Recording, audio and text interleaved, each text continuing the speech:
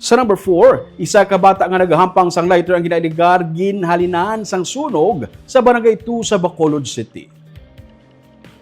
Ginkumpirma ni Police City Fire Marshal Fire Superintendent Jenny May Masip nga isa ka 7 ka tuig nga bata nga lalaki nga nagahampang sang lighter kag kandila sa sulod sang ilang balay ang ginhalinan sang kalayo.